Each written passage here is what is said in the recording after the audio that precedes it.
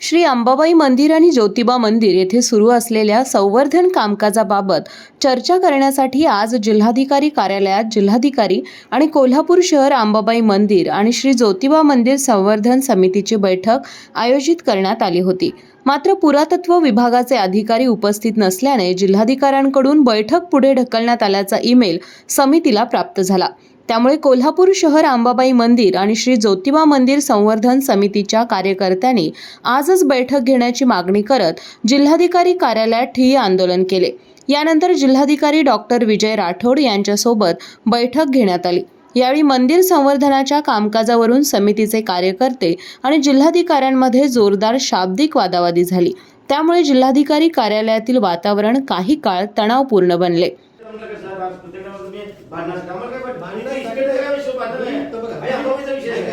मी पण बघते, लक्षात घ्या। दुसरी गोष्ट मी काय म्हणतो, आपले संभाषण भांडण टोन मध्ये व्हायला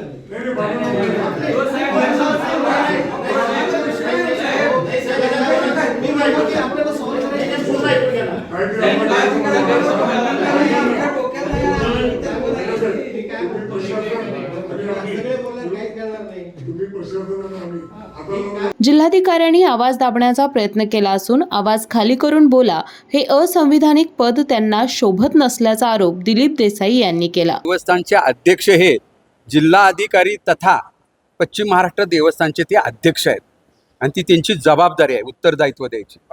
त्याने वेळोवेळी आम्हाला सांगितलं की आम्ही संवर्धनाचं काम चांगलं चालू आहे, त्याच्यासाठी तज्ञ नेमला। मग तज्ञ नेमलेल्या व्यक्तीने नेमकं काय केलं, त्याचा रिपोर्ट काय दिला हे ते द्यायला तयार नाहीत। मीटिंग पुढे ठरवतो, कोण एक व्यक्ती आली नाही, जी वाहने नावाची जी व्यक्ती आहे पुरातत्व विभाग सहाय्यक संचालक म्हणून, त्यांनाच आम्ही हटवा म्हणून मागणी केलेली आहे, तो नाही म्हणून मीटिंग रद्द झाली। हे कुठंतरी वेदनादायी वाटतंय। मग ह्याच्या मागे कोण दबाव तंत्र करते काय, जिल्हाधिकाऱ्यांना कोण बोलतंय का? कारण का पालकमंत्री म्हणतात की अंबाबाईचं मंदिर अतिशय चांगल्या पद्धतीनं काम चालू आहे। मग मीटिंग ती जी झाली ती बंद खोलीत झाली। तुम्ही पालकमंत्र्यांनी कुठेही अंबाबाई मंदिर अथवा ज्योतिबा मंदिर पाहिलेलं नाही हे मी ठामपणे सांगतो, तरी त्यांनी वक्तव्य करतात। त्यामुळे जिल्हाधिकारी कोणाच्या दबावाखाली आहेत का हे समजून येत नाही। आई अंबाबाईचं पवित्र काम आहे, तुम्ही लोकांसमोर गेलं पाहिजे, भक्तांसमोर काय वस्तुस्थिती सांगितली पाहिजे। कोण लपवतंय हे सगळ्या गोष्टी, कशासाठी भिताय, काय भिण्याचं कारण आहे?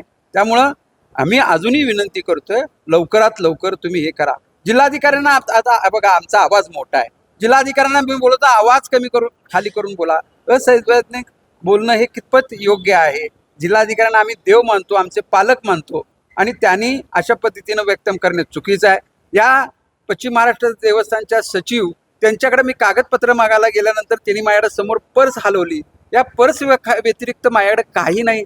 हे शब्द शोभतात काय? मी 60 वर्षापेक्षा अधिक वय माझं आहे आणि या 30-40 वर्षाच्या महिलेनं असं उद्धटपणे उत्तर देणं हे कितपत योग्य आहे? हे सगळं आम्ही जिल्हाधिकाऱ्यांना सांगतोय, पण त्याने ऐकायला तयार नाहीत। आम्ही त्यांना एवढं विनंती केली की पत्रकारांसमोर जे काय आहे ते वक्तव्य खुलं व्हावं, बंद खोलीत तुम्ही आम्हाला दाबण्याचा प्रयत्न करू नका, आमचा आवाज कमी करू नका, हेही त्यांना सांगितलं, तरी त्यानं हे खुलाम नको आहे। मग हे लपवत आहे काय? काय लपवायचं कारण आहे? हा एक प्रश्न सगळ्या भक्तांसमोर उभा राहिलेला आहे। त्यांनी दुपारी 3 वाजता मीटिंग रद्द केली असं सांगितलं। मी लागलीच त्यांना लगेच 3:30 वाजता मेल पाठवला की सर, आपण ह्या पश्चिम महाराष्ट्र देवस्थानचे अध्यक्ष आहेत, आम्हाला तुम्हाला भेटायचं आहे। आई अंबाबाईच्या देवळामध्ये काय चालू आहे, छत गळते, पाणी पडते, धोकादायक मंदिर झालंय, या सगळ्या गोष्टी त्यांना सांगण्याचा प्रयत्न केला, परंतु मीटिंग ही पुढंच होणार, ते सगळे अधिकारी येणार। आताही त्यांनी ठोस अशी तारीख सांगितली नाही, आम्ही तुम्हाला मेल कळवतो आणि मग तुम्ही या। हे उत्तर म्हणजे शोभणारं नाही जिल्हाधिकाऱ्यांना आणि हे आम्हाला अपेक्षित नाही। आम्ही त्यांना पुन्हा एकदा सांगतो, ते आमच्या जिल्ह्याचे पालक आहेत, आम्ही त्यांना सन्मान करतो, परंतु त्यांनी जी आज काय आम्हाला भाषा आमचा आवाज दाबण्याचा प्रयत्न केला हे आम्हाला दुःखद वेदना होत आहेत।